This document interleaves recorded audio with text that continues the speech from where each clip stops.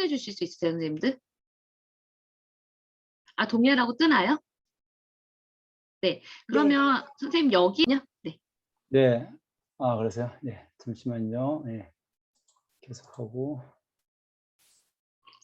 지금 일단 제가 패블릿을 하나 좀 만들었거든요. 패들렛. 네.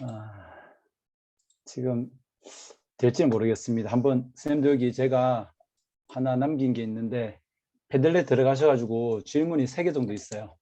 예, 편하게 글을 남겨주시면 제가 보면서 조금씩 답변도 드리고 또 제가 강의하는데 또 좀 뭔가 참신하고 또 도움이 될 것 같기도 해요. 혹시 지금 들어가지죠? 패들렛에? 예, 예, 아, 고맙습니다. 저희 뭐 인증샷도 있고 한데 반갑습니다. 손 한번 흔들어 주세요. 예. 다들 원격 수업 하느라 이제 익숙하시죠? 예. 예, 너무 반갑습니다. 일단 오늘 불러주신 우리 선생님도 감사를 드리고요. 예. 어, 음, 일단 제가 파워포인트를 통해서 공유를 한번 해도 되겠습니까? 화면 공유를.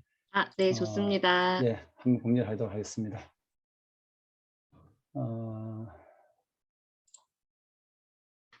늦은 시간 다들 식사는 하셨겠죠? 제가 다 여쭤보고 싶지만 예, 시간 관계에서 다 여쭈지 못하고 제가 오늘 이제 함께 살펴볼 내용은 여러분 배우시는 교육의 사회적 기초에서 제가 학교 교육이 고요호 아동에게 미치는 영향으로 제목을 만들었고 함께 또 다른 이렇게 뭐 새끼칠 수 있는 주제들이 있긴 있으나 이 방향으로 해서 말씀 한번 드려보겠습니다. 우선은 우리 선생님들께서 그 아동 양육 시설에 대해서 어느 정도 인지를 하고 계시는지 전혀 모르실 것 같아서 제가 천천히 한번 말씀을 드려보고요. 일단은 아동 양육 시설은 크게 보육원이라고 할 수 있는 아동 양육 시설하고 그룹홈, 가정 위탁으로 나눌 수가 있겠습니다.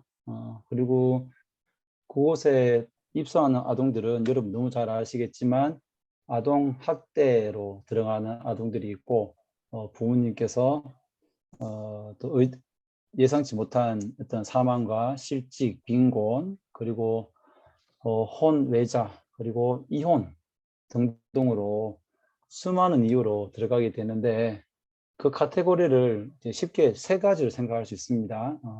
부모의 죽음이죠. 죽음이고 그 다음에 아동학대입니다. 아동학대. 뭐 방임이든 정서적인 학대이든 그리고 마지막으로는 이제 유기가 되겠습니다. 이렇게 3개를 생각하면 이 속에 다 들어가 있습니다. 예. 뭐 혼외자는 어디냐 했을 경우에는 저는 개인적으로 학대다라고 생각이 들고요.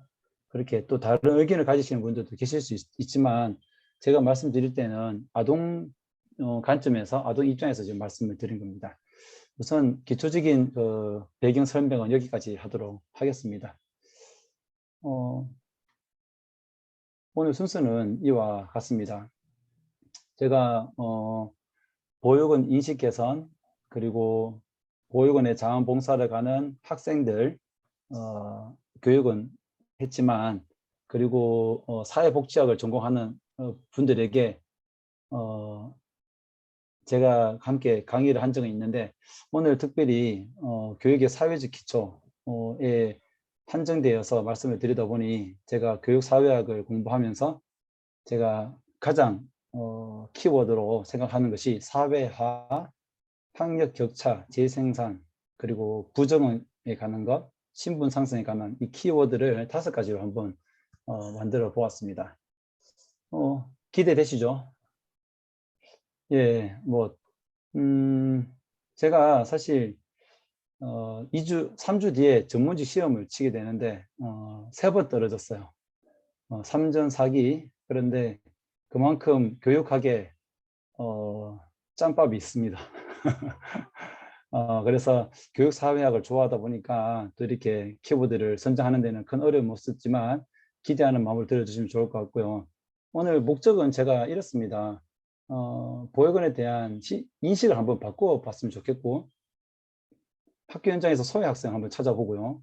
다문화든 탈북이든 또 장애 학생이든 우리가 한번 좀 살펴보았으면 좋겠고, 그렇다면 이제 더 나아가서 더 나은 세상을 위해서 교육이 어떤 일을 해야 될 것인가 한번 고민해보는 시간이 되었으면 좋겠습니다.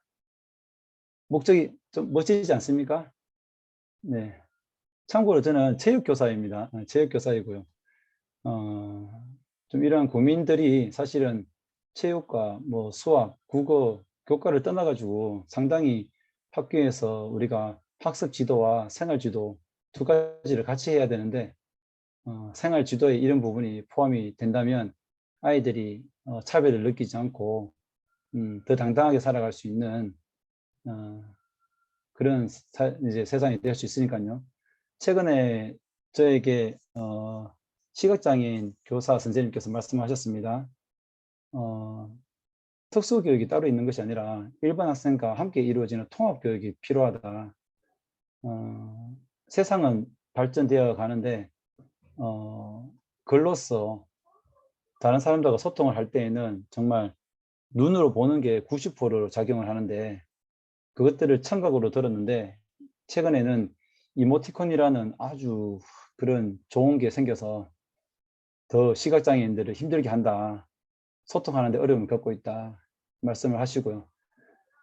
그런 얘기를 합니다. 세상은 좋아지지만 장애인 분들은 좀 더 어려움을 겪고 있는 그런 상황에서 학교 현장은 좋아진다고 생각하지만 정작 학교에서 소외당하는, 또 교육 복지에 사각지대에 있는 아동들은 또 다른 차별과 또 어려움을 겪고 있는 것이 현실입니다.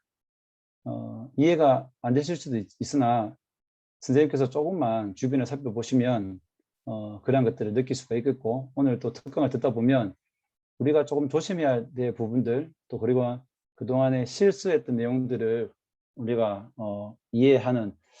할 수 있지 않을까라는 그런 조심스러운 생각을 한번 드려봅니다. 뭐 강사 소개인데요. 혹시 제가 음성을 설정을 못했는데 음성 전달이 될지 모르겠습니다. 임혜정 선생님 한번 보시고. 방금 음성이 전달되었는가요? 이거는 선생님께서 화면 공유를 다시 한번 누르셔서 소리 공유를 클릭해 그러시죠. 주시겠어요? 네, 제가 여기서는 못하고요. 네. 예. 제가 소리 공유를 해본 적이 없었는데. 네, 그냥 화면 공유 다시 한번 누르시고 왼쪽 하단에 소리 공유 클릭만 하시면 됩니다. 예, 눌렀습니다.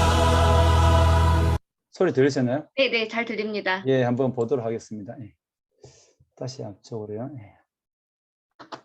조금 시간이 좀 있어서 한번 봤던 내용이라 조금만 기다려 주세요. 예. 지난 볼륨이 크신 분들은 좀 낮추셔도 될 것 같습니다.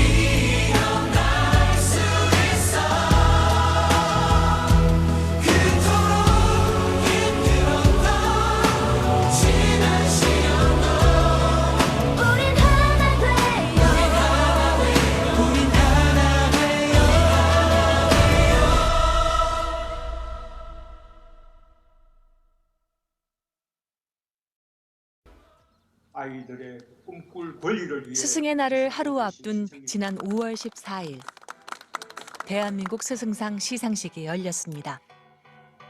훈장증 어모중학교 교사 이성남, 옥조 근정 훈장 이하 내용은 같습니다. 이날 남다른 사연을 가진 수상자가 있었는데요.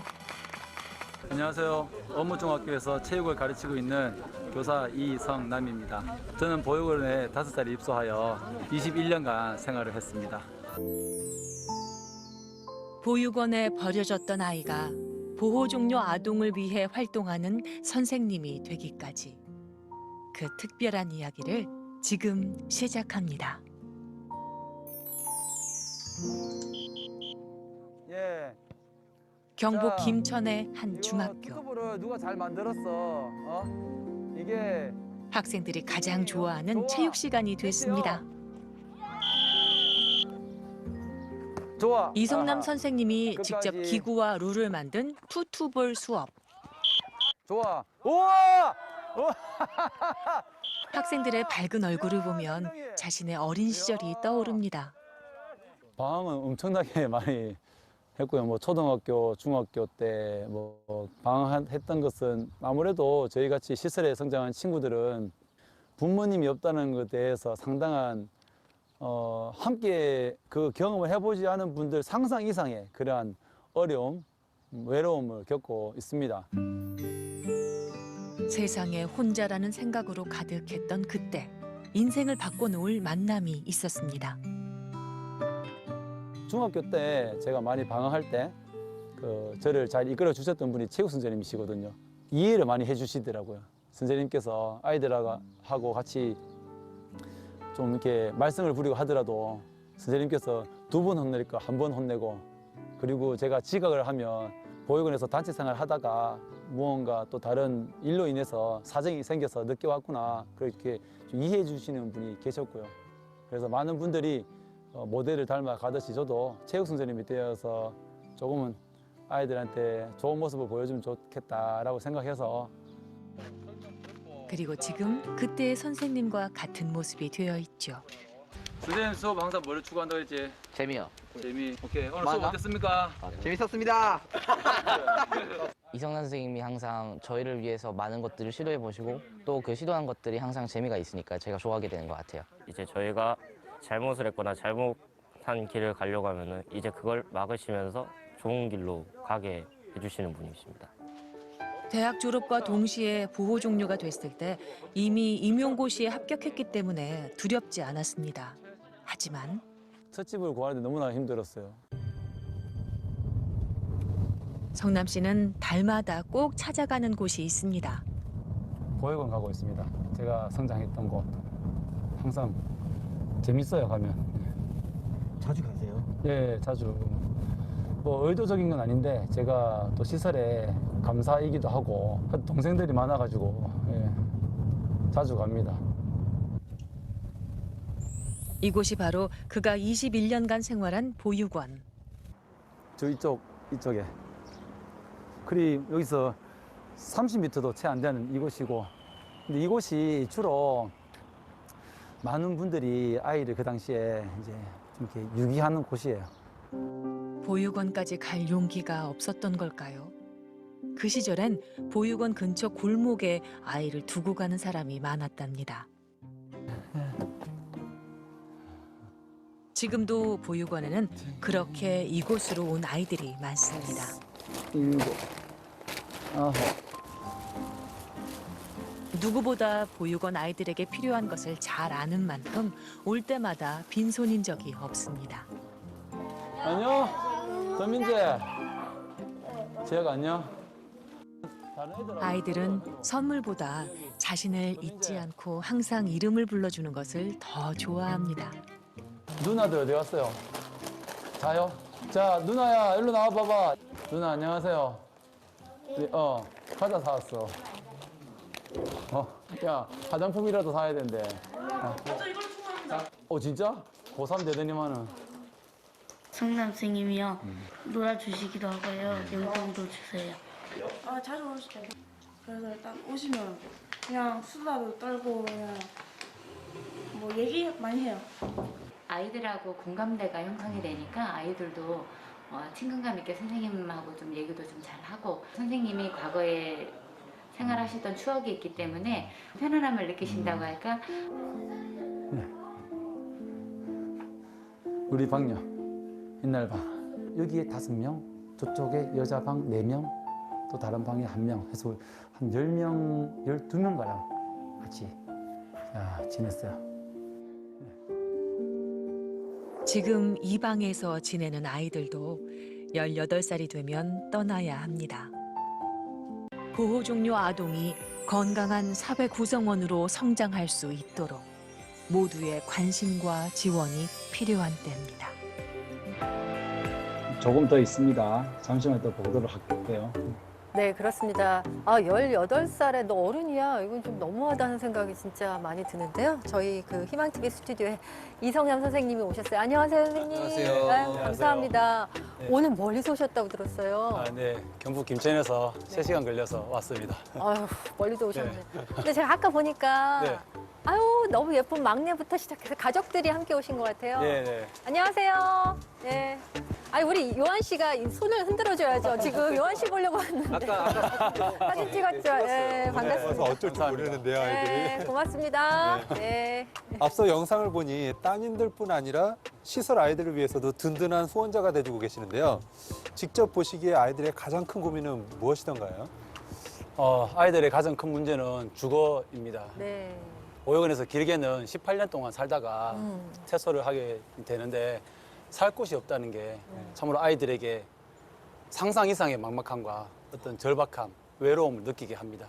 그리고 또 직접 겪어보셨잖아요. 예, 제가 정말 많이 느껴보고 정말 그런 것들을 아이들에게 나누어 주려고 하고 있습니다. 단순히 좋은 집이 필요한 게 아니라 아이들이 심리적으로 맞아요. 안정을 취할 수 있는 집이 중요한 거죠. 네네, 맞습니다. 자립을 할 때는 취업 준비, 그리고 진로를 위한 자격증 공부, 이런 것들을 하려면 안정을 취할 수 있는 집이 필요하죠. 그런데 그러한 안정적이지 않다 보니 상당히 삶에 있어서 아이들이 좀 뭐랄까 좀 막연함을 좀 가지고 있습니다. 그래서 때로는 어떤 한 청년은 치료를 받아야 되는데 제때 치료를 받지 못하고 네. 휴식을 취하지 못해서 네. 병을 더 키우는 그런 청년도 본 적이 있습니다. 아유, 사실 요즘 직장인들도요, 그 웬만한 그 집, 방 이런 거 전월세값 너무 올라서 그렇잖아요. 네. 근데 아이들한테, 야, 이게 자립 정착금 500만 원이고, 네. 그리고 월 30만 원 정도 자립 수당을 3년간 준다고 하는데, 네, 맞습니다. 이게 최저생계비가 될까요? 네. 너무나 좋은 정책이고 네. 아이들에게 도움은 됩니다. 그러나 그 금액이 적은 금액은 아니라고 생각이 들지만 아이들이 안정된 직장을 아직도 구하지 못한 상황에서 집을 구한다는 것은 매우 어렵습니다. 그럼요. 예, 네. 그래서 제가 최근 집을 구하는 후배를 따라 나섰는데 월세가 너무 비싼 거예요. 아우, 비싸. 지방인데도 불구하고 네. 30만 원, 40만 원이 되고요. 또 월세가 저렴한 집을 찾았더니 가전제품이 또 하나도 없는 거예요. 너무 절박한 거죠. 또 어떠한 친구들은 이제 우풍이 너무 심해서 냉장고 없이 베란다에 음식을 놔둘 정도로 그런 어려운 환경에서 사는 그런 친구들도 있었고 또 비가 오면 또 걱정입니다. 그러니까요. 어떠한 청년은 비가 왔는데 이제 전등에 물이 고여서 봤더니 나중에 알고 보니까 그 지붕에 방수 공사가 제대로 안 된 그런 집에 사는 친구도 본 적이 있습니다. 그러니까 그런 환경에서 우리가 아이들한테 야, 꿈을 버리지 마. 이건 너무 미안한 말인 것 같다는 생각이 들었거든요.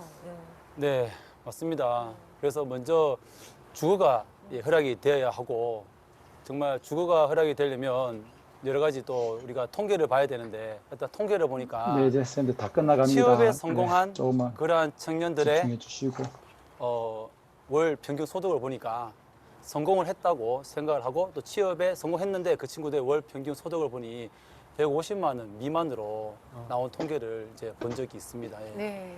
아유. 사실 저도 정확하게는 잘 몰랐는데 이렇게 말씀을 듣고 나니까 더 마음구석이 좀 아려오는 게 있는 것 같아요. 네. 그러면 마지막으로 시청자 네. 여러분들께 하고 싶은 말씀 네. 한마디 부탁드리겠습니다. 보육원 아동들에게 그리고 아동복지 시설을 퇴소한 친구들에게 편견보다는 정말 따뜻한 시선으로 기대를 가져주시면 좋을 것 같습니다. 그리고 보육원에서 살았다고 해서 그것이 부끄러운 것이 아니라 많은 분들의 특별한 사랑을 받고 있다는 특별한 존재라는 것을 그런 자랑스러움을 느낄 수 있는 그런 아이들로 바라봐 주시면 여러분들께서 함께 버팀목이 되어 주시면 네. 좋겠습니다. 네. 아유, 이성남 선생님, 딸 셋 키우시기도 네. 쉽지 않으실 텐데 네. 애들까지 이렇게 챙겨주셔서 진짜 감사드려요. 아, 감사합니다. 고개가 숙여집니다. 예, 감사합니다. 네. 예, 우리가 부모가 돼줄 수는 사실은 되게 힘든 일이잖아요. 하지만 여러분, 우리가 좋은 어른이, 든든한 지붕이 되어줄 수가 있을 것 같습니다. 지금 바로 희망의 노래를 들어주세요. 네, 마침 우리 저를 섭외해 주시고 뭐 훈장을 받고 대한민국 서성상이 되고 또 이렇게 방송 출연하게 되어서 더 되고 난 다음 아마도 특강은 우리 선생님들 처음인데 더 의미가 있는 것 같습니다. 자, 벌써 시간이 21분이 지났는데 제가 이제 쭉 달리겠습니다. 오늘 화면 끄고 계신 분들 많이 계신데 잘 경청하셔가지고 이게 뭐 시험을 치는지 안 치는지 잘 모르겠지만 아마도 제가 마지막 말씀드렸던 이 강의를 통해서 우리 학교에서 조금 소외받는 아동들이 있다면, 차별받는 아동들이 있다면 그들의 버팀목이 꼭 되었으면 좋겠다는 그런 마음가짐으로 제 소개는 일단 집필한 책은 이와 같고요. 제가 인도네시아에 잠시 다녀왔습니다. 교육부 파견으로. 그래서 다문화에 좀 관심을 가지고 있었고요. 그리고 또 현재 유튜브를 운영하고 있는데 왼쪽은 이제 재미난 체육교사이고요. 그다음 오른쪽은 제가 책을 쓰고 난 다음에 운영하고 있는 아주 신박한 내용들이 있습니다. 나중에 한번 들어오셔서 구독해 주시면 감사를 드리겠고요. 훈장증은 이와 생겼습니다. 선생님들도 아마 30년 경력 이상 지나면 나중에 퇴직하실 때 다 누구나 받을 수 있을 일이라 꼭 생각을 하고 영상은 이제 또 한번 넘어가도록 하겠습니다. 어릴 때 이렇게 제가 어릴 때는 왼쪽에 오른쪽에 이렇게 한 10명씩 모여서 살았습니다. 생일 파티하는 장면과 경주 에밀리종 앞에서 찍은 사진이에요. 표정이 아주 밝진 않고요. 이 중에 지금 왼쪽 사진에 2명은 벌써 저 하늘나라에 간 친구들이 있습니다. 술을 먹고 그리고 또 몸이 좋지 않아서 또 먼저 무지개 다리를 건넜다 하나요. 그렇게 먼저 하늘나라에 간 친구가 있고 뭐 이렇게 어릴 때 뭐 정기적으로 산행 같이 가자 하면 단체로 움직여요. 뭐 재밌겠다 싶기지만 그러나 개인 생활 없이 단체로 움직이는 건 참으로 좀 많이 힘들죠. 축구를 하고 하더라도 혼도 많이 나고 좀 이렇게 의기소침한 그런 면이 있기도 하고요. 또 이것은 다는 아닌데 그 원생들이 다 모여서 뭐 어릴 때는 다 해맑아요. 보기엔 다 해맑죠. 보기엔 다 해맑죠. 그러나 그 마음속에 심리적으로 지금 성장을 해서 다 어렵게 살아가는 아동들이 동생들이 너무나 많습니다. 정신병원에 있는 아이도 뭐 2명 있는 것 같고 또 자립에 성공하지 못해서 금전적으로 어려움을 겪고 있는 아동들도 많이 있는 것 같기도 하고요. 아무튼 보육원의 어떤 좋지 않은 부분에 대해서는 제가 논하고자 하는 게 아니라 사람은 누구나 개인적인 어떤 생각할 수 있는 그런 공간도 필요하고요. 또 그런데 이런 단체로 어쩔 수 없이 성장을 하면 할 수 있지. 그리고 뭐랄까 국가에서 보호를 잘 해주잖아 라고 생각하는 분들이 상당히 많은 것 같더라고요. 하나에게 한 달에 240만 원의 돈이 들어간다 하는데 그러면 시설비, 인건비, 또 식비 여러 가지 다 합치면 딱 맞아떨어지는 그런 금액입니다. 그래서 후원자님들 금액을 통해서 아동들이 심리치료나 다른 공부를 할 수 있는 그런 것들이 제공이 되죠. 아무튼 저희 좌우명은요, 내 자신을 사랑하고 모든 일을 긍정적으로 생각하고 그냥 불편함을 받아들이자. 불평하지 말고 그냥 불편함을 그냥 받아들이자가 제 좌우명입니다. 최근에 만든 샌드아트도요, 제 아마 유튜브에 들어오면 있으니 한번 보시면 될 것 같습니다. 자, 들어가겠습니다. 4,000명이 뭘까요? 4,000명 여러분. 4,000명 말씀을 해주셔야 되는데 이강현 선생님 잘 듣고 계시네요. 혹시 4,000명과 2,500명이 어떤 어떤 것을 의미할까 이게요? 4,000명. 보육원에 들어가는 인원. 그렇죠. 2,500명이에요. 2,500명. 4,000명. 4,000명이네요. 2,500명은 뭘까요? 그럼 뭐 반대 개념인가? 들어갔으면 나오는 친구들. 나오는 숫자입니다. 예, 감사합니다. 나중에 뭐 제가 선물 드릴 수 있도록 노력하겠습니다. 노력. 책임은 못 져요. 그래요. 4,000명인데 되게 적다고 느끼시죠? 근데 이게 한 해마다 이렇게 발생되니까. 그리고 이와 더불어 아동 학대 당하는 아동들이 3만 명이라고 들었는데 참 우리 어른들이 좀 조심을 많이 해야 될 것 같습니다.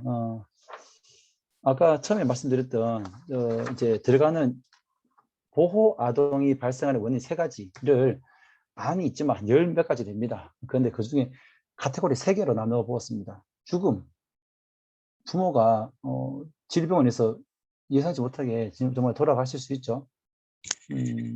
그리고 유기, 학대, 뭐 방임, 이혼, 혼외자 등등등 모든 것들이 학대에 들어간다고 생각합니다. 네. 자, 이제 시작입니다. 사회화.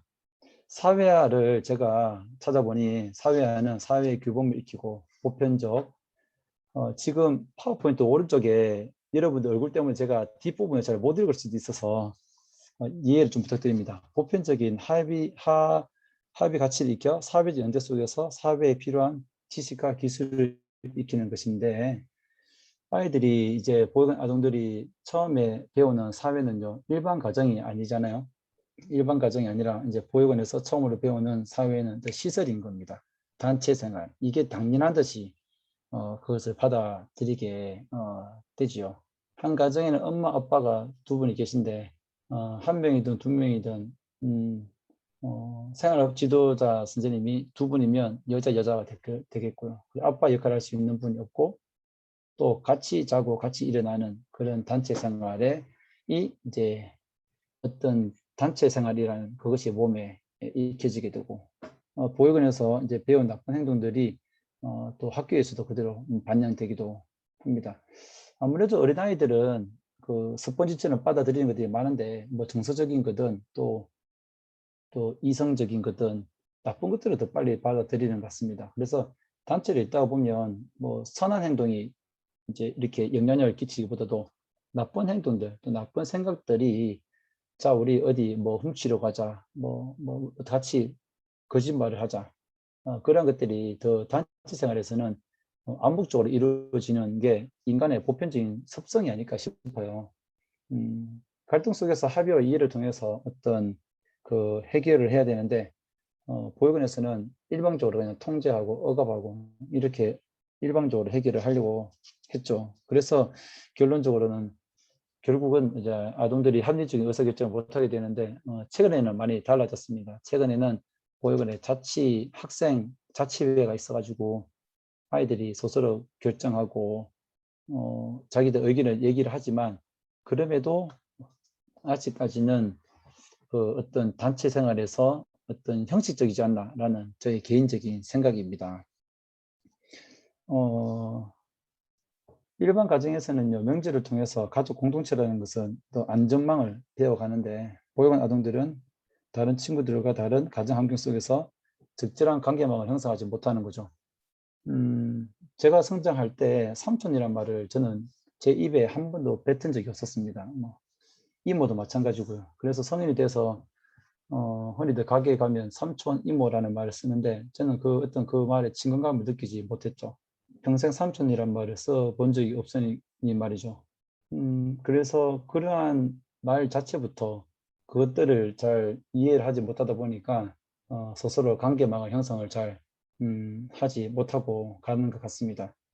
가끔은 또 이와는 또 다른 건데, 고등학교 때 사회 선생님께서 너는 가문이 어떤 가문이냐, 너희 조건은 어떻게 되느냐라고 물어보셨습니다. 그래서 저는 족보를 잘 모릅니다 라고 하니 아주 아이들 앞에서 망신을 주면서 거의 1시간 동안 엎드려 뻗쳐를 한 적이 있는데, 사실은 그런 부분들, 뭐 학교에서 저희 때 어른들 그런 말씀 하시죠. 네 아버지 뭐 하시노? 그래, 제 아버지 없습니다. 이러면 뭐 아버지를 욕해, 이런 식으로 영화에서 나올 법한 그런 것들을 경험을 하면서 어떻게 그러한 가운데 적절한 관계망을 형성해 나갈까, 그런 어려움이 상당히 많았습니다.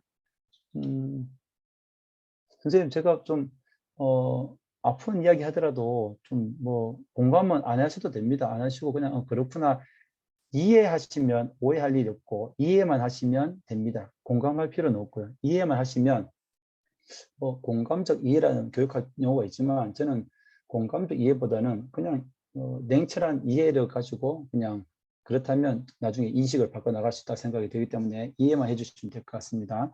그래서 일반 가정 아이들은 부모를 통해 사회를 배워나가는데요. 그러면서 자신의 적성에 맞는 진로와 적합한 재능을 익혀나가죠. 근데 보육원 아동은 앞서 퇴소한 선배들이 안정된 직장과 주거를 찾지 못해서 힘겹게 살아가는 모습을 보면서 나도 힘들겠다. 나도 포기해야지. 이런 것들을 좀 배워나가는 것 같습니다. 네. 이해가 되시는지 좀 되고 계신지 모르겠지만 저도 뭐 제가 뭐 어떤 전문적인 교육 사회학의 전문적 지식이 있는 건 아니라 제가 그동안 느꼈던 경험을 바탕으로 말씀드리기 때문에 사실은 조금 예시가 틀리거나 틀린 내용도 있음을 여러분께 말씀을 드립니다. 예, 그래서 한낱 그냥 교사일 뿐이니까 잘 이해해 주시면 좋을 것 같습니다. 다음은 학력 격차고요. 학력 격차는 공부를 하는데 필요한 기초적인 이해력, 추리력, 탐구력, 문제 해결 능력, 창의력 등 성장하면서 현재의 정상 수준에 떨어져 학습에 대한 동기가 떨어지고 학교 생활의 만족도가 떨어지는 현상이다. 그게 학력 격차예요. 이 말이 정의가 맞는지 모르겠지만 제가 판단하는 학력 격차는 이와 같다는 것입니다. 학교 초에 인적 사항을 조사 시 학교에서 물어봅니다. 보육원에 사는 사람 일어서 아니면 손을 들어 이렇게 표시를 하죠. 그 당시에는 그것이 당연한 줄 알았습니다. 왜냐하면 같은 학교에 1년 저희가 한 60, 70명 같이 다녔고 그리고 1학년 때부터 6학년 때까지 같이 다니니까 당연히 손을 두고 했는데 사실은 좀 부끄럽게 됐었죠. 그러한 상황에서 학교 행사 때 아무도 오지 않는 것을 보고 다른 친구들이 이제 쟤네들은 왜 부모님이 없어? 이렇게 지금은 많이 좋아졌지만 그때는 다양한 어떤 그런 가정에 대해서 부모님 없는 사람에 대해서 상당히 이해를 못하는 그런 상황이었죠. 지금은 많이 이제 좋아졌지만 그리고 한 학교에서 6, 70명 시설자인데 있었기 때문에 한 사람이 무엇을 잘못하면 공동체적으로 편견을 당하기도 했었고 그러면서 보육원에 개인 책상이 없어서 혼자 공부할 수 있는 그런 어떤 환경이 잘 마련되지 않았던 그런 환경적인 요소가 있었습니다. 어떻게 보면 사회학에서 말하는 어떤 허용적 평등은 가능했으나 뭐 보장도 안 되고 결과적으로도 평등하지 못했던 그런 것들을 제가 말씀드리고 있는 것 같습니다. 공부에 관심이 있지만 지원을 잘 안 해준 것도 있고요. 단체 후원금이 들어오면 이것을 골고루 배분해야 되기 때문에 한 학생에게 공부 지원해 줄 수 없는 그런 상황이었고 중요한 것은 공부를 잘하는 선배를 만나보지 못해서 모델링을 할 수 있는 그런 사람이 없어서 학력 격차가 많이 일어났다라는 생각이 듭니다. 그리고 학교에서는요, 선생님들이 큰 기대를 하지 않아요. 얘는 공부를 안 하는구나. 얘는 기대를 하지 않으니 여러분 잘 아시겠지만 뭐 비교 관련 효과라든지 또 자기 스스로 뭐 플라시보 효과 뭐 이런 것들인가요? 뭐 그런 것들을 잘 가지지 않기도 하고요. 그래서 이제 그러다 보니 이제 공부보다는 외적 요인에 친구와의 비교, 그 다음에 주변 의식, 친부모와의 관계, 보육사회의 관계, 또 사춘기로 인해서 학습에 집중이 떨어질 수밖에는 없다고 생각이 들어요. 친구들과도 다른 도시락을 먹기도 하고 저희 때는 도시락을 싸다 가지고 다녔는데 항상 뭐 밥이며 김치밖에 없었으니 좀 항상 주변 의식도 하고 그런 상황에서 졸업식 입학식에 부모님이 오지 않는 상황, 또 준비물을 잘 준비 못하는 상황 속에서 항상 쫄리는 마음이라고 제가 표현을 했는데 그러다 보니 공부에 대한 그런 마음을 가지기가 힘들었던 것 같습니다. 그러다 보면 이제 학력 격차가 좀 일어나는 것 같고요. 그럼에도 저는 개인적으로 초등학교 때 제가 수학 경시대회에 나갔었는데 저를 도와주신 분 중에 주산 학원을 했던 분이 무료로 저희를 도와주셨습니다. 그래서 주산 학원에서 암산을 하면서 제가 그래도 자격증도 따고 하면서 수학 경시대 대표로 나가면서 그때 아마 제 스스로 효능감을 많이 가지게 된 것 같습니다. 그것도 있고 뭐 3학년 때 4학년 때 나머지라고 하는데 학교 방과후 때 또래 저희 친구들이 저를 많이 또 공부를 가르쳐 줬기 때문에 제가 공부에 또 관심을 가지게 되었던 그런 제 스스로는 뭐 죄송한 말씀이지만 보육원의 돌연변이라고 생각합니다. 돌연변이. 가끔씩 보면 유전자도 이제 좀 이렇게 고장이 나잖아요. 저는 돌연변이라고 생각하는데 지금 화면에 보시는 사진 보이시죠? 오른쪽에서 남학생 4명이 어깨동무를 하는데 왼쪽에서 두 번째가 접니다. 모르셔도 되고요. 그 밑에 글자에 보면 학교 마을이 있어요. 학교 마을. 네. 학교 마을을 이렇게 왼쪽은 이 동네별로 삼락동이면 삼락동, 문당동 이게 동네끼리 사진 찍었는데 저희는 보육원 아동끼리 학교 말이라는 그런 문구를 썼더라고요. 알고는 있었는데 이것을 최근에 제가 해석하기를 이것은 명백한 정서적인 학대다, 차별이고요. 지금 만약에 이런 현상이 많이 벌어진다면 아마도 선생님들 가만히 있지 못할 것 같습니다. 아마 아동 학대나 학교 폭력으로 아마 뭐 이렇게 그냥 넘어가진 않을 것 같습니다. 제가 보기에. 그래서 지금도 혹시 이 강의를 들으시면서 그냥 너희는 너희 어떤 인생이 있고 너희의 잘못이니까 부모의 잘못이니 너희들은 그렇게 살아야 돼라고 생각하시는 분이 혹시라도 있다면 그것은 언젠가는 그 다른 아이들에게 조금의 혐오감과 어떤 부담을 줄 수 있을 것 같아요. 요즘 장애인이나 다문화나 세트민이나 이런 분들 당사자 단체들의 의견을 상당히 중요시 여깁니다. 예.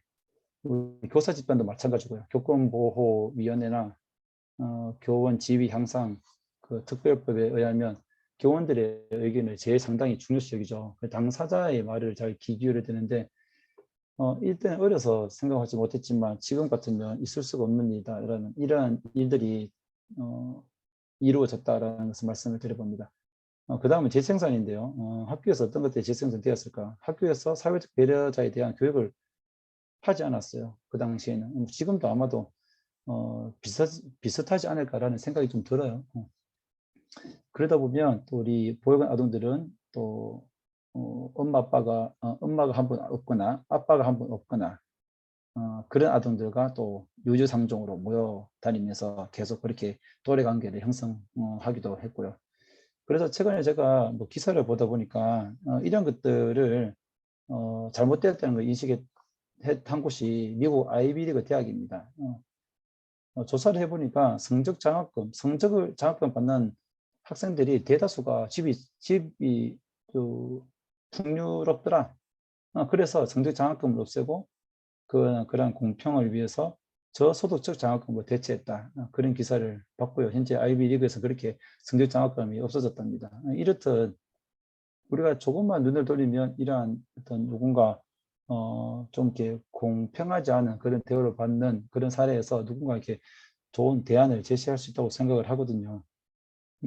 그래서 밑에 보면 등록금 마련 위에 아르바이트를 하면서 또 공부할 시간이 또 없어진다. 계속 그렇게 반복되는 거죠. 그래서 여러분 좀 재미없죠? 계속 들어주세요. 예. 그래서 그 시설 아동 10명 중에 퇴소하는 아동 중에 40%가 대학을 가게 되는데 대학을 가서 졸업하는 아동이 또 많지 않아요.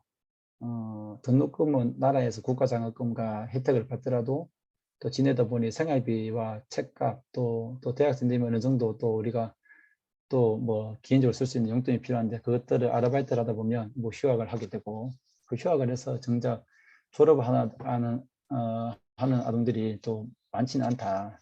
그것들이 이러한 그 아르바이트를 하면서 물론 일반 가정에서 성장한 친구들도 좀 아르바이트 하면서 더 힘겹게 공부를 하는 아동들도 많은 있습니다. 그러나 우리가 그 뭐랄까 그 지속적으로 관심을 가져주는 분이 없다는 것, 그것이 참으로 또 가끔씩 보면 뭐 부담스럽기도 하고 그런 것 같습니다.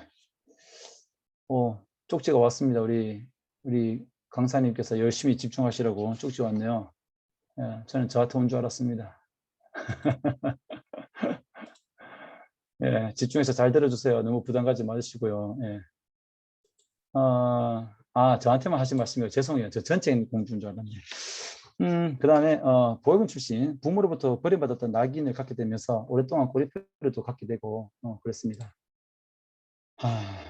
꼬리표라는 게 사실은 내가 가지는 꼬리표가 아니라 누군가가 달아주는 거잖아요. 근데 그것을 떼는 게 또 힘들어요. 네, 떼는 게 너무 힘들어요. 초등학교 때는 집 가까이 가기 때문에 보육원에 있는 그 학교에서 보육원을 다 알게 되죠. 또 중고 시절에는 집으로부터 먼 곳에 가기 때문에 또 한동안 또 괜찮다가 대학 가면 또 뭔가 또 소외감을 느끼는. 그래서 계속 힘들면 괜찮지만 이것이 힘들었다가 또 학년이 바뀌면 담임선생님이 바뀌면 또 친구가 바뀌면 또 내가 누구에게 내가 보육원에 있다는 것을 얘기해야 되지? 이런 고민을 항상 하게 되는 거예요. 우리 선생님들은 뭐 부유했던 아니면 뭐 여러 가지 평범한 가정이었던 정말 보육원만큼 정말 죄송하지만 정말 부모로부터 학대받으신 선생님도 계실 수도 있고 심리적으로 정서적으로 아니면 정말 힘든 경제적으로 힘드신 분들 죄송하지만 저소득층 계층에서 지내시면서 또 공부를 또 피나도록 힘겹게 하신 분도 계시겠지만 이것을 하나님 올라가서 친구에게 나 죄송하지만 저소득층 가정이야 이렇게 얘기하진 않잖아요. 근데 시설에 있는 아동들은 그런 부분들을 민감하게 받아들이고 항상 그 극복해야 되는 그런 것들이 있는 것 같아요. 심지어 최근에는 아르바이트를 하는데 그 원장님께서 너는 좋겠다.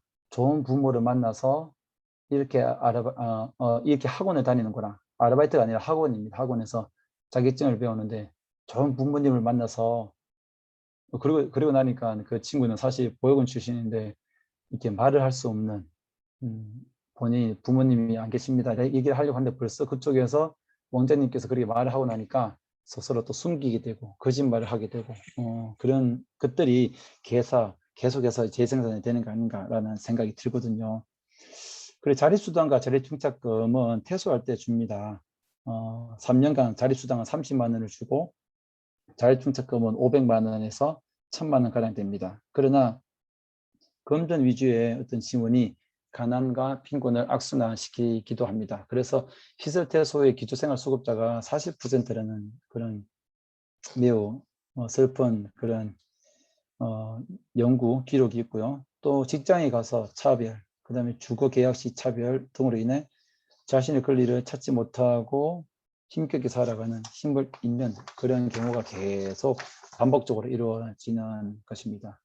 교사가 된 후에도 마찬가지입니다. 저도 역시 교사가 되었는데 이 보육원 출신이라는 것이 어떻게 언제쯤 알려질까라는 그러한 조금의 고민을 하면서 살았던 것을 보면 계속 반복적으로 이루어지는 것 같고요. 진정한 어른을 보지 못해서 올바른 가정을 생각하지 못해 가정에 대한 소중함을 모른다.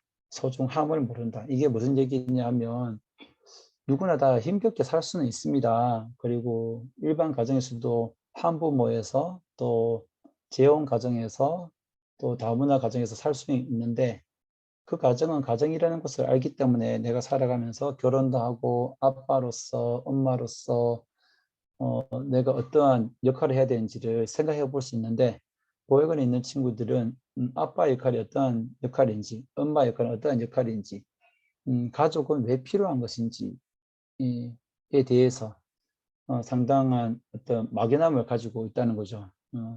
그래서 출발선 자체가 달라요. 그래서 보통 사람들은 그냥 가정은 그 두 연인이 만나서 함께 살면서 자식을 놓고 사는 거야 라고 이렇게 뭐 평범하게 상담하듯이 얘기해 줄 수 있지만 어릴 때에 부모님의 사랑을 받지 못했던 분들은 가정에 대해서 정말 생각을 잘 못할 수 있다는 거죠. 그래서 제가 이것은 다른 얘기지만 진정한 자립은 결혼을 해서 가정을 꾸렸을 때 진정한 자립이 끝나는 것이다 라고 이제 제가 주장하고 말하는 것이에요. 그리고 이제 보육은 부적응 아동인데 아동은 어떤 아동이냐 봤을 때 아무리 어른이 되어도 부모님을 만나지 못한 분들은 어른 아이일 수밖에 없다라는 생각으로 저는 아동에 대해서 접근을 하고 있고요. 5번 보면 그래서 보면 이제 좀 학문적으로 제가 좀 가져왔는데요.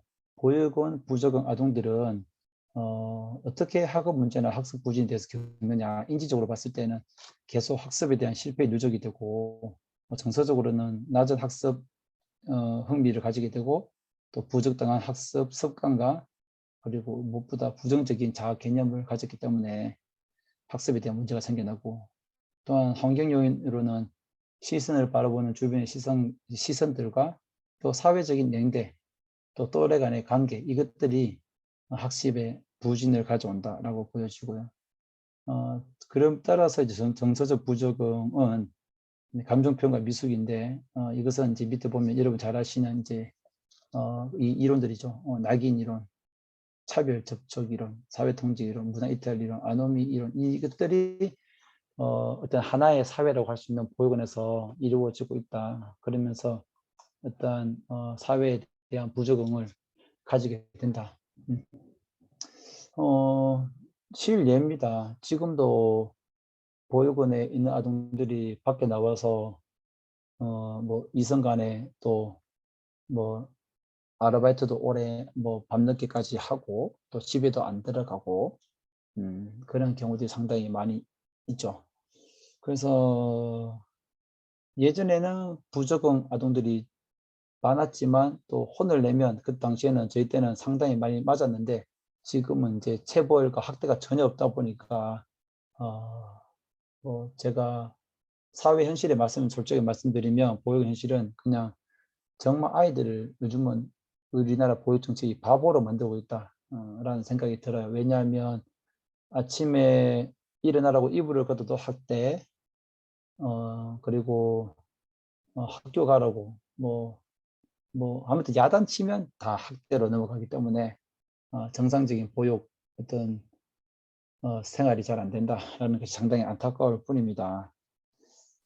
그래서 우리 일반 가정에서는 부모님이 정서적인 교감으로 인해서 야단을 치고 또 사랑으로 감싸주고 이런 것들이 이루어지면서 뭔가 부모와 자식 간에 그러한 소통이 되는데, 그것이 잘 이루어지지 않다 보니까 이게 뭐 지원은 지원대로 하고 정상적으로 자립하는 분들은 너무나 좀 힘든 그런 반복적으로 이루어지는 것이 아닌가라는 생각이 들어서, 일단 학교 현장을 다시 돌아가 보도록 하겠습니다. 6번 이제 신분 상승인데요. 제가 임용고시 합격 후에 그동안 겪은 서러움과 냉대, 외면적 내면의 아픔이 사라지는 것 같아서 거의 뭐 몇 시간을 울었습니다. 이건 오늘 첫 고백하는 겁니다. 예. 넘어가 주시고. 그 대학에 가니까요. 그리고 이제 제가 대학을 다니니까 잘 사는 동기들이 너무나 많았어요. 그래서 또 다른 고민을 해야 되었고, 흔히 여러분들 금수저, 은수저, 똥수저, 흙수저라고 얘기를 하는데 무수저가 빠졌네요. 무수저. 그래서 제가 요즘에 생각하는 것은 보육원 아동들은 무수저인가 흙수저인가, 제가 보기에는 죄송한 말씀이죠. 제가 적은 건데 똥수저라고, 차라리 부모가 없으면 좋았겠다 라는 그런 생각들. 정말 인류 배반적인 건가요? 근데 제가 당사자이니까 한번 말씀을 드려보는 것이고, 좀 저 같은 경우를 잘 못 받겠지만 저는 3년 전까지는 부모님을 안 찾으려고 했는데 최근에 한번 찾아보면 어떨까라고 해서 지금 이제 찾으려고 노력 중입니다. 예. 근데 여러분들은 쉽게 지금까지 혼자 있었으니 혼자 살면 안 돼 라고 할 수도 있는데, 뭐 저는 만나서 제가 뭐 보상을 받는다든지 만난다든지 함께 산다든지 그런 게 아니라, 유엔 아동 권리 협약에 있는 부모를 알 권리만 있으면 됩니다. 부모님이 살아있는지 돌아가셨는지, 왜 유기를 했는지도 알고 싶지 않아요. 어디에서 무엇을 하고 있는지 그것만 알면 좋겠습니다. 그래서 그러한 마음으로 제가 제 개똥 철학으로 보육원에 있는 아동들은 무수저가 아니라 수저가 없는 것이 아니라 수준에 있는데 정말 좀 좋지 않은 수저다라는 말씀 드려보고, 교사라는 신분으로 인해 결혼이 가능해진 것 같습니다. 제 개인적으로는. 그래서 교사라는 신분이 어떤 사회적 위치를 얻었기 때문에 결혼까지 성공했다. 만약에 변변치 않은 직업을 가지고 있다면, 그런 후배들이 있다면 그 아이들은 결혼하기도 상당히 힘든 그런 상황에서 살아가고 있다는 것입니다. 우리가 할 일입니다. 선생님 다 잘 알겠지만 학교에서 실수하지 않았으면 좋겠고요. 어떤 실수냐 하면, 한 가지 예를 들어 보면, 제가 작년 중3 담임을 했었는데 가정통신문을 나눠주면서 엄마에게 사인 받아오세요 라는 그런 말을 했습니다. 이거 상당한 실수죠. 누군가는 뭐 그냥 얘기할 수 있다고 생각하지만 이것이 잘못되었습니다. 그렇다면 어떻게 해야 되느냐? 보호자에게 사인을 받아오세요 라고 하는 게 좋을 것 같습니다. 보호자에게. 뭐 보호자가 삼촌이 되든, 물론 우리 학교에도 지금 현재 보육원 아동들이 있고, 제가 일부러 보육원 아동들이 있는 곳으로 작년에 이동하게 되었고, 또 한 아이는 삼촌과 함께 사는 아이가 있습니다. 그래서 엄마라고 하면 엄마가 계시지 않으니 보호자, 삼촌이 보호자이든 뭐 할머니가 보호자 될 수도 있으니 보호자에게 가정통신문을 주면서 동의를 받아오세요라고 할 수 있겠고요. 오늘 이제 두 번째 고아에 대한 인식은 바뀌어졌으리라 믿고, 보호아동 발생을 줄이는 방법을 한번 찾아보면 좋겠습니다. 예. 그런 경우가 있습니다. 제가 어느 한 학교에서 체육을 가르쳤는데 제가 시설을 방문하니까 그곳에 있더라고요. 사실 일반 가정이 있었는데, 있었는데 아버지가 좀 때렸는가 봐요. 그래서 이 아이가 보육원에 들어와 있더라고요. 야, 그것들을 보면, 그래서 제가 그 친구 그때가 제가 담임이었어요. 담임이라서 그 집에 찾아가기도 하고, 보육원에 있어도 그 자기 원 가정에 주말마다 갈 수는 있거든요. 가서 물론 아빠가 안 계실 때 그 집에 가서 좀 방문했다가 같이 나오기도 하고 그랬었는데, 참 그런 거 보면 여러분 주변에 누구나 이제 보호아동이 생길 수 있을 것 같습니다. 그러니 이 줄일 수 있는 방법을 한번 같이 찾아봐야 될 것 같고, 남의 과거를 묻지 않았으면 좋겠고, 그 결론적으로는 고아 대접을, 보호아동 대접을 장애인만큼만 하면 좋겠다. 장애인증처럼 장애인 분들은 부모님이 계세요. 그래서 어떠한 뭐 심각한 장애를 가지신 분들도 부모님들이 뭐 투쟁을 하셔서 서울에 뭐 오세훈 시장님 계실 때에 교통권을 주장하셔서 교통권이 마련되었고, 택시가 마련되고, 엘리베이터가 생겨지고, 제가 이런 일을 하면서 장애인 단체도 같이 협력을 하고 자주 만나는데 그런 얘기를 하더라고요. 그래서 장애인만큼만 좀 해주면 좋겠다. 부모가 없는 보호 아동들이, 여기서 보호 아동들은 유기 아동을 뜻하는 겁니다. 유기 아동, 부모를 전혀 모르는 아동 학대나 그 다음에 뭐 부모님의 죽음으로 인해서 있는 아동들도 고아가 맞긴 맞지만, 그러나 조금의 다른 삼촌이나 할아버지, 할머니 도움을 받을 수 있는 거죠. 근데 유기된 아동들은 부모가 아예 버렸기 때문에 관심이 전혀 없어요. 혹시 이해되십니까? 한 번 더 설명해 드릴게요. 유기된 아동은 그 말 그대로 저희 말로는 생고아입니다. 생고아, 오리지널. 어떠한 사람도 관심을 가져주지않아요. 부모가 버렸기 때문에 삼촌, 고모, 할머니가 관심을 가져주지 않습니다. 그런데 부모의 사망, 그 다음에 이혼 등등등 그러한 이유로 발생된 아동들은 누군가가 가끔씩은 도와줍니다. 삼촌도 도와주고, 할머니 집에 가끔 방학도 놀러 가기도 하고, 그렇죠. 그래서 보시면 그들만의 리그라고 얘기를 하는데, 보육원에도 보면 그들만의 리그가 있습니다. 예. 뭐 교정시설에도 보면 뭔가 그분들만의 리그가 있겠죠. 보육원에도 나는 부모님이 있지만 잠시 경제적 빈곤으로 인해서 실직으로 인해서 난 들어온 사람이야. 나는 유기된 너희와는 달라. 이런 또 다른 차별을 겪게 되는 겁니다. 예. 오늘 좀 너무 심각한가요? 마지막으로는 우리는 누구나 고아가 될 수 있다는 것을 꼭 기억하셔야 됩니다. 여기 죄송하지만 우리 임땡땡 선생님, 서땡땡 선생님들도 누구나 우리가 언젠가는 10년, 20년 뒤에 고아가 될 수 있으니 성경에서 얘기하는 것처럼 고아를 괴롭히면, 성경에서는 그렇게 얘기합니다. 고아를 괴롭히면 너의 자녀도 고아를 만들리라. 뭐 그런 말이 있습니다. 정말이에요. 너무 무시무시한 말이고요. 그래서 이제 제가 항상 얘기하는 건 모든 아이들은 가정에서 자라야 하고, 아동이 행복해야 나라가 행복하다라는 한 거고, 이건 제가 한번 넣어봤습니다. 미디어에서 보육원 시설 퇴소자들 어떻게 비추고 있는가? 무조건 그 사회적 범죄자나 야망이 가득한 아주 비현실적으로 유쾌하거나 뭐 그렇게 얘기할 뭐 야심가로 본다거나 뭐 이태원 클라스의 오스와트처럼 개인주의적이고 자기 방어가 강하고 다 그렇진 않습니다. 예. 이것을 빨리 깨야 되겠습니다. 그래서 최근에 뭐 어디에서는 뭐 고아 쓰레기라는 말을 써가지고 저희가 고소했잖아요. 고소까지는 아닌데 KBS에 제보 넣어가지고 조금의 사과를 좀 받긴 받았습니다. 예. 요즘에 장애인, 예를 들어 제가 정말 죄송한데요. 장애가 있으신 분들한테 만약에 뭐 쓰레기란 말을 썼다. 그럼 이제 박살 나는 거죠. 방송국 문 닫아야 됩니다. 근데 고아 쓰레기는 봐주는 거예요. 왜냐하면 고아들은 부모가 없으니까. 이거 완전 차별이잖아요. 예.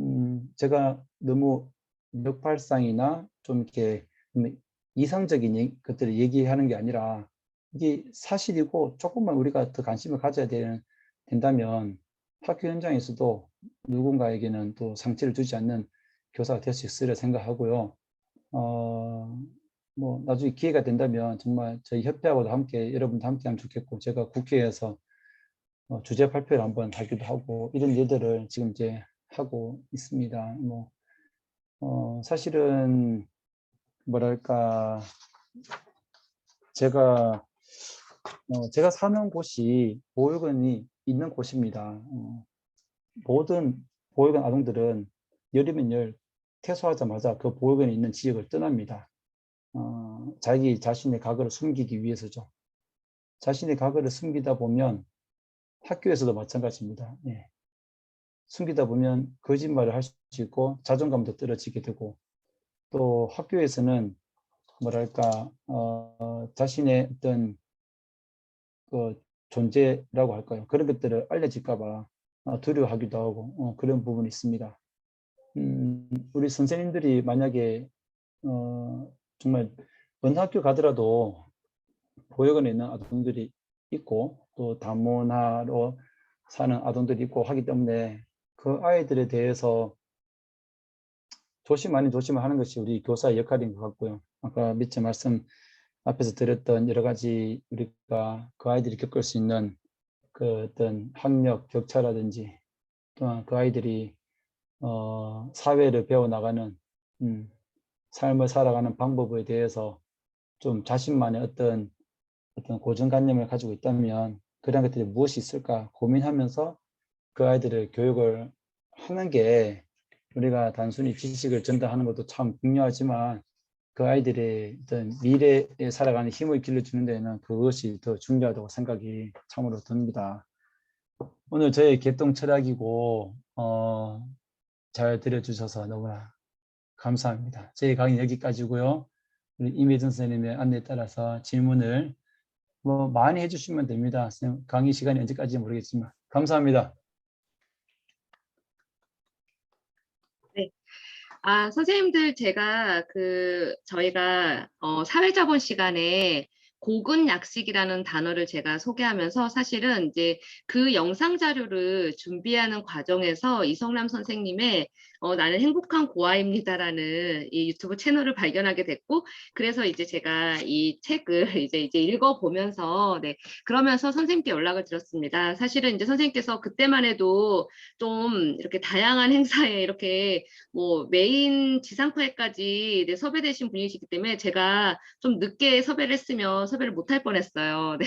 그리고 이제 저는 선생님 말씀 들으면서 선생님께서 상상 이상의 외로움과 어려움을 겪는 이제 그 아이들의 성장 배경이 있다라고 하셨어요. 그럼에도 불구하고 선생님은 이제 수업에서도 그러시고 재미라는 단어를 굉장히 많이 강조하고 계시더라고요. 네, 그래서 그 점이 저는 좀 많이 들어왔고 그리고 이렇게 추구하게 된데 정말 인생을 바꾸게 된 만남이라는 게 선생님과의 만남이었고 근데 그 만남의 계기가 되어서 선생님이 실제로 재미를 추구하는 선생님이 되셨다라는 것 자체가 저희에게 너무 큰 에너지를 주는 메시지 아니었을까라는 생각이 듭니다.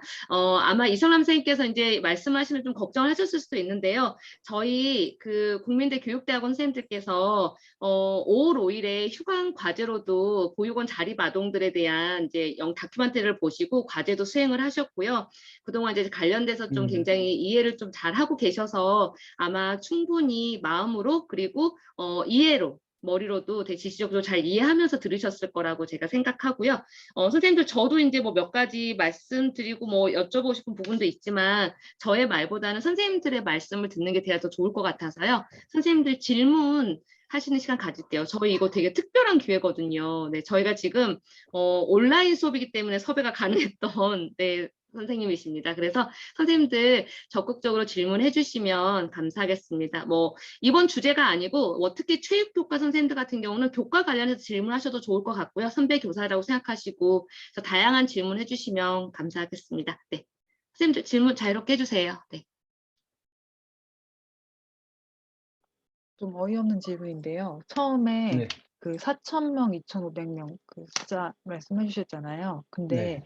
약간 전 그걸 딱 듣는 건 궁금했던 게 그럼 4,000명에서 2,500명 될 때 그 1,500명은 보통 어떻게 될 건지 약간 집으로 돌아갑니다. 네? 집으로 돌아갑니다. 아, 집으로요? 아. 네. 뭐 죄송하지만 사망하거나 그렇지는 않아요. 아동복지법에 아이를 돌보고 원가정으로 돌아가는 것을 원칙으로 하고 있습니다. 그런데 우리나라 보육 정책은 장기 위탁으로 가는 게 상당히 좀 예, 문제가 있는 것입니다. 예. 좋은 질문입니다. 잘 들어주셨네요. 질문해도 될까요? 네. 저는 이제 중학교 2학년 딸을 가진 엄마인데요.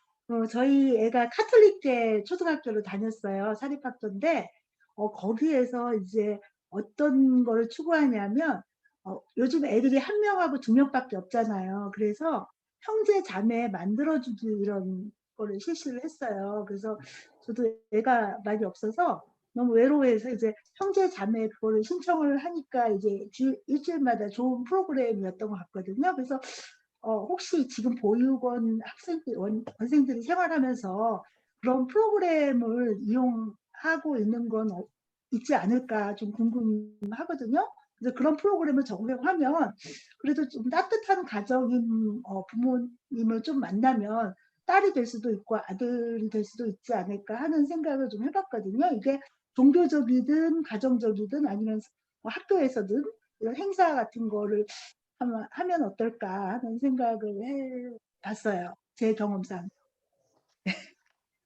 예, 너무나 좋은 말씀이시네요. 네. 근데 질문을 하신 거죠? 네. 의견을 얘기하신 거, 질문하신 그러니까 거죠? 그런 게 있나 하고요. 또 예. 없다면 그렇게 우선, 해보면 어떨까 하는. 네, 우선 저는 웬만하면 필터를 거치는데 이번은 필터를 안 거칠게요. 근데 방금 말씀하신 선생님 얼굴이 왜 반쪽밖에 안 보이세요?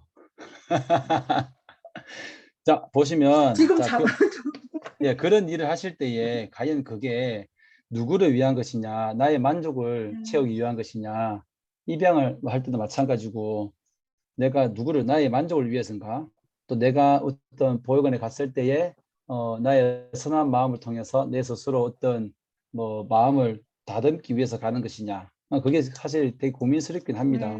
예, 그 부분은 다시 이제 넘어가고요. 일단은 보육원에는 멘토 제도 같은 게 있긴 있어요. 후원자님들이 가셔가지고 이 아이에 대해서 내가 후원을 해주고, 사실 제가 초등학교, 중학교 때 저를 돌봐주신 그 엄마 계신데 후원자님은 그 집에 가정 체험을 시켜주셨어요. 가서 그 할머니한테 인사하는 방법, 그리고 밥 먹는 방법, 식사 예절, 그리고 그 사회에서 다른 아이들이 공부하는 방법들을 경험하게 해주시고, 그래서 기회가 된다면 그 한 명의 아이라도 후원을 해주시면서 같이 코로나가 끝나면 가정체험도 시켜주고, 물론 그런 말들을 많이 합니다. 나 이 아이를 끝까지 책임질 수 없다. 그리고 이 아이에게 내가 실수하지 않을까라고 얘기하는데, 저는 실수해서 그 아이가 받는 상처가 있을 수도 있지만 그럼에도 일단 시작을 하셔야 된다. 일단 시작을 해라. 실수하는 것도 누군가에게 다 좋은 경험이 될 수 있기 때문에 일단 그 아이를 난 이 아이를 또 아이를 죄송하지만 선택할 수 있어요. 나는 초등학생 여아이가 좀 좋겠다라고 하면 그런 시설에서 그렇게 추천을 해 드려요. 추천할 때는 정말 그 시설의 얼굴이기 때문에 보통 명석한 아이를 또 추천해 주지 않습니다. 웬만하면 정말 밖에 나가도 여러분 자식들이 밖에 나가서 뭐 칭찬받을 거 생각하는 것처럼 보육원에서도 정말 나가면 실수 안 하고 감사할 줄 알고 또 천성이 좀 이렇게 부드럽고 지금 보육원에 들어가는 40% 아이들이 뭐죠? ADHD와 경계성 지능 아동들이 정말 많습니다. 거의 10에 다 합치면 한 7명 정도는 된다고 보시면 될 것 같아요. 너무 안타깝죠. 예, 그래서 그 추천해 주시면 용감하게 한번 실수를 하더라도 그리고 누군가는 더 실수할 수 있는데 결국은 그 아이가 알아줄 겁니다. 1년, 2년 좀 이렇게 하면 그리고 만약에 그 아이가 감사할 줄 모르고 정말 뭔가 버릇이 없고 나중에 정말 왔는데 도벽이 있다거나 하면 과감하게 내팽개칠 수 있는 그런 결단도 필요하고요. 그래서 저는 모든 선생님들의 어떤 주변에 관심만 중요하다 생각하는 게 아니라 그 아이가 자기가 똑바로 살려고 하는 현실을 인정하고 긍정적으로 살려고 인정하는 그것도 참 삶의 의지가 또 참 중요하다 생각하거든요. 답변이 되셨는지는 모르겠습니다. 네, 뭐 그래서 이제 멘토 뭐 이런 식의 그런 식의 그 파트너를 맺어갖고 하는데 요즘 그 자녀가 많이 없다 보니까 좀 너무 애들이 이기적으로 변하고 또 함께 할 줄 모르는 그 삶을 영위하는 것 같아요. 그래서 그 제도도 우리 사회에서 엄마들이라든지 뭐 이제 지역사회라든지 학교라든지 이런 거를 통해서 서로가 윈윈할 수 있는 기회가 되면 좋을 것 같습니다, 선생님. 예, 좋은 거였고 물론 그러면- 여러분 우리가 아이를 키우면서도요. 저도 아이가 3명인데 우리 오은주 선생님께서도 항상 조심하고 배우고 싸우고 달래주고 배우면서 하잖아요. 그거 똑같습니다. 시설 아이들을 같이 도와준다고 할 때에 실수할 수 있어요. 실수하지만 계속 배우면서 해야 됩니다. 멘토는 멘토 교육, 멘티는 멘티 교육, 또 그리고 같이 멘토 멘티 같이 교육을 받으셔야 합니다.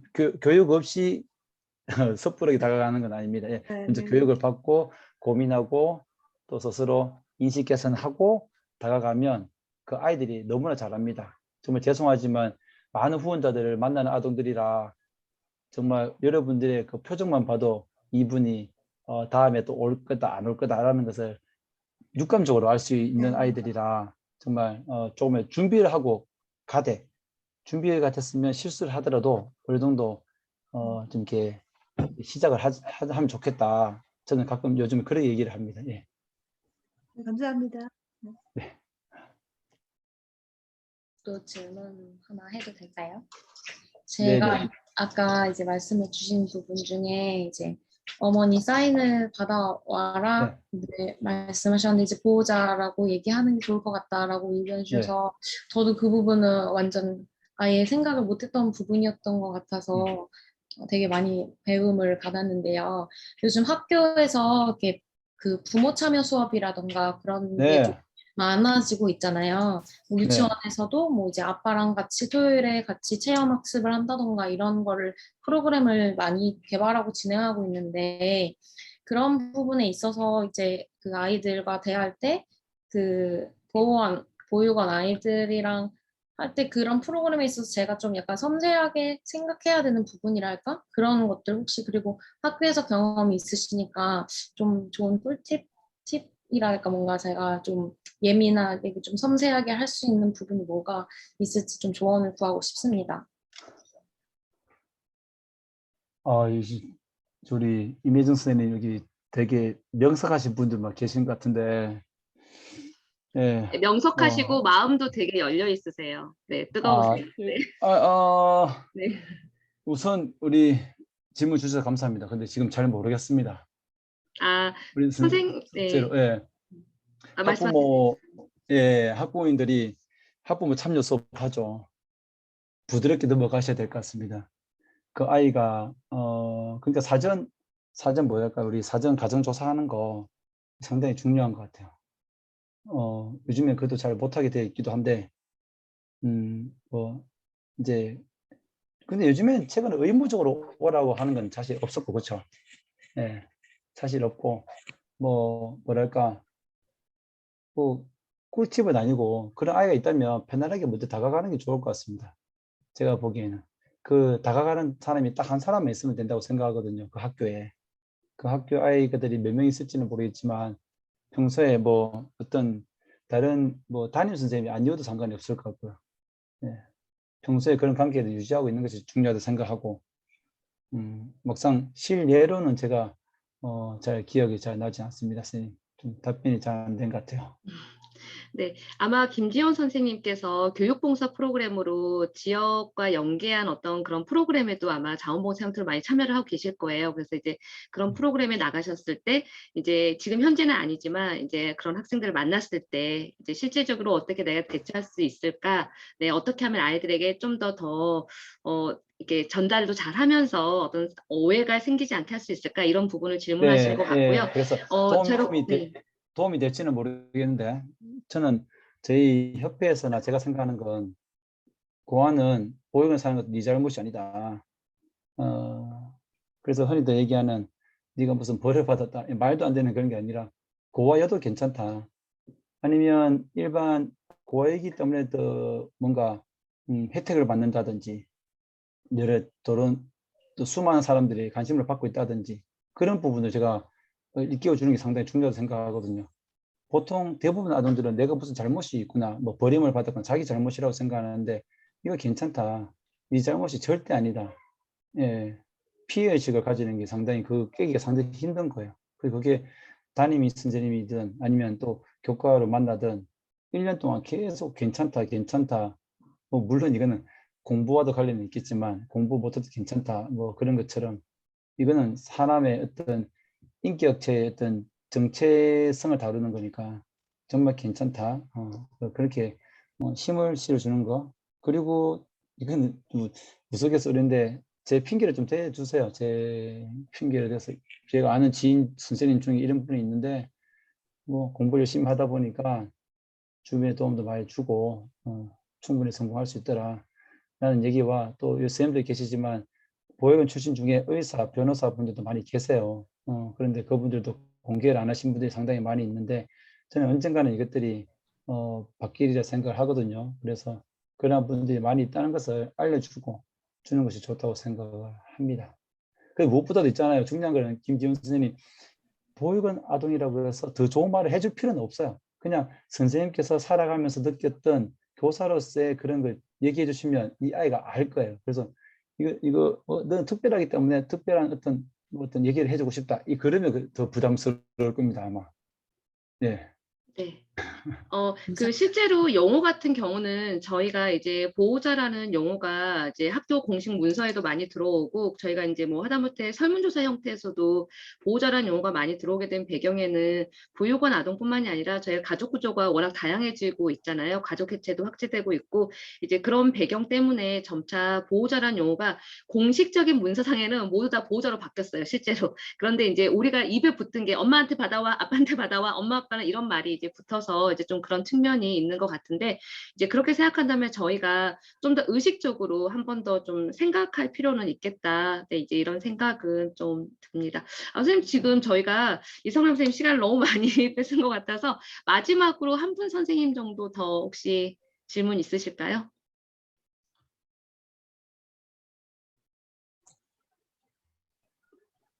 네, 임슬지 선생님. 네. 오은주 선생님께 말씀해 주신 거 듣다가 갑자기 생각이 난 건데 제가 아시는 분도 이제 보육원에서 봉사활동이나 이런 후원을 하시는 분이 계셨는데 그래서 저도 혹시 저도 이렇게 그런 봉사활동이라든지 후원을 하면 어떻겠냐라고 이렇게 물어봤을 때 약간 그분께서는 이렇게 막 책임지지 못할 거면 시작부터 하지 말아라 이렇게 말씀을 하셨거든요. 근데 그래서 막상 이제 또 말씀해 주시는 거 들어보니까 좀 시도를 하라고 하셨잖아요. 그럼 그렇게 시도를 하는 게 더 나은 것인지 그러니까 저는 들으면서 그래요. 내가 무지하니까 그 아이들에게 상처 줄 바에 아예 시도를 하지 않는 것이 낫나라는 생각이 들었었는데 그냥 시도를 그럼 하는 게 맞는 것인가에 대한 의문이 생겨서 여쭤보게 되었습니다. 예, 뭐 시작하셔야죠. 우선 있잖아요. 실내인데 경기도 광명인지 고양인지 제가 정확하게 기억은 잘 안 나요. 그곳에는 딱 한 개의 보육원이 있었는데 그 공금 횡령으로 인해서 아마 폐쇄가 됐을 겁니다. 얼마 6개월 전 그 시민단체에서 고발을 했어요. 공금 횡령. 보육원은 상당히 폐쇄적입니다. 폐쇄적이고 숨기려고 하고, 보육원은 지자체와 또 그리고 보건복지부 다 죄송하지만 한 통속이에요. 저희가 뭐 교육청과 교육지원청 그다음에 또 도교육청이 다 한 통속인 것처럼 은폐하고 축소하지 않기 위해서 뭐 교권 침해 그런 것도 있지만 좀 수많은 일들이 아동을 이렇게 피해를 주는 일들이 자행되고 있습니다. 여러분 구글이나 이런데 보육원, 뭐 성폭력, 공금 횡령, 최근에 작년에 충북에 가서 그 폐쇄돼 가지고 예 아무튼 그래서 대응보도 하고 했었는데요. 우선은 제가 뭐 노골적으로 그런 걸 스파이 노릇을 하라고 이것을 시작하라는 건 절대 아니에요. 그런데 중요한 것은 보육원을 다 믿을 수는 없습니다. 사실은 왜냐하면 그분들 제가 그건 여기까지 하고요. 그래서 그 시민단체처럼 우리가 관심을 가지고 이런 멘토를 하고 후원을 하고 관심 가져주면 그분들이 정말 어떻게 더 애들을 위해서 노력할 수 있을 겁니다. 그리고 저희 단체나 또 저 같은 사람들이 그 보호 아동들이 덜 발생되도록, 그리고 제가 미처 다 말씀 못 드렸지만 부모를 알 권리, 그리고 보육원에 있는 아동들이 이혼으로 들어왔는데 부모님과 면접 교섭권, 이런 민법이 나와 있는 이런 것들이 시작하고 목소리를 내려면 주변 여러분들의 선생님들의 인식 변화가 돼야 되는데, 그러기 위해서는 보육원이라서 알기 위해서라도 이렇게 시작을 하셔야 된다라는 이제 말씀을 이제 드리는 거죠. 한 아이를 이렇게 케어하고 또 그 아이에게 상처 줄 수는 있지만 그것이 다른 사람들에게 또 이거 이렇게 하면 또 상처를 주는 행동이다.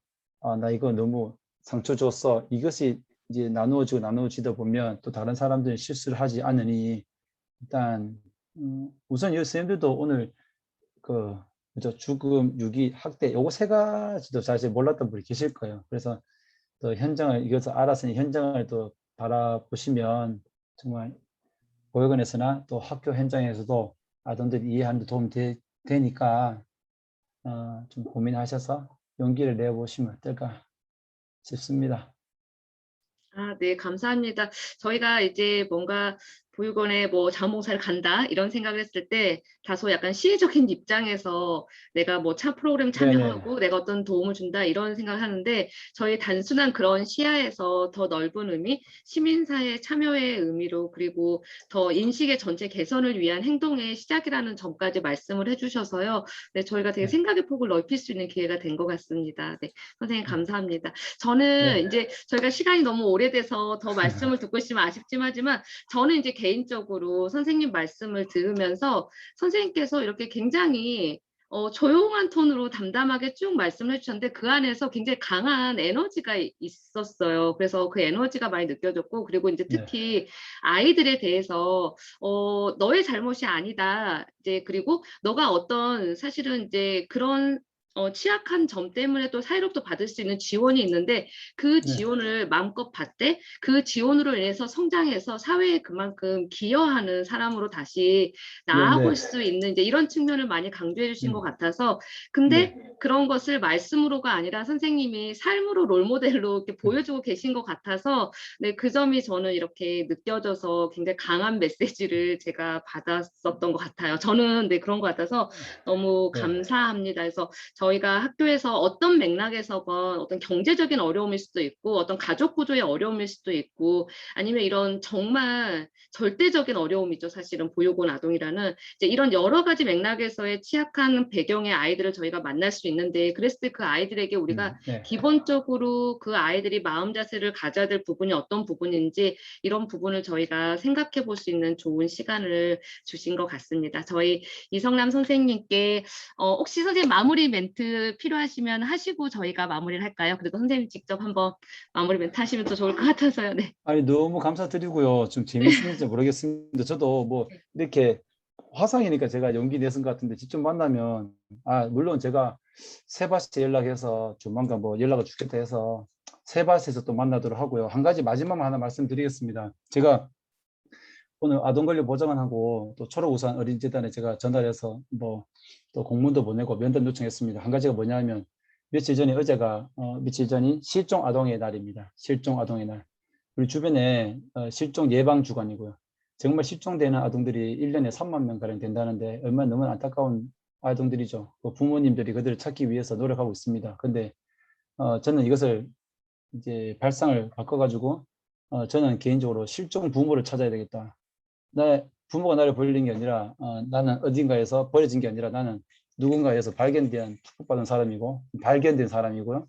그 다음에 실종 부모를 찾아야 되겠다. 이런 그 희망을 좀 가지려고 하거든요. 그래서 유기 아동인데 실종 부모를 찾는데 또 다른 관점입니다. 이 관점이 있어야지만 법도 바뀔 수 있고 여러 가지 사회적인 분위기도 바뀔 수 있다라고 해서 뭐 마지막 멘트라기보다는 우리 선생님들 뭐 다 이 보육원 아동뿐만 아니라 또 다른 쪽에 다 사회적 문제에 관심을 가지고 있겠지만 이러한 우리들 고민이 없이는 사회가 고민 있으면 좀 더 좋게 바뀔 수 있다. 예. 그런 뭐 보육원에만 한정 짓지 마시고 또 여러 분야에 이렇게 도움을 줄 수 있는 사람이 되면 좋겠다. 예. 부족하다면 감사합니다. 네, 선생님 그럼 저희 큰 박수로 선생님께 네네. 보내드리겠습니다. 네. 네. 선생님들 그러면요, 네, 장시간 수고해 주셨고요. 네, 이성남 선생님 특별한 감사의 마음을 전하고 선생님들도 적극적으로 참여해 주셔서 네, 그리고 제가 수업을 맡고 있는 담당 강사의 입장에서 선생님들께 적극적으로 참여해 주시고 경청해 주셔서 그 점도 제가 감사드립니다. 그러면 저희는 오늘 수업은 여기서 마무리하고 다음 시간 고교 유형 토론으로 다시 뵙도록 하겠습니다. 네, 수고하셨습니다. 네, 안녕히 계세요. 감사합니다. 감사합니다. 감사합니다.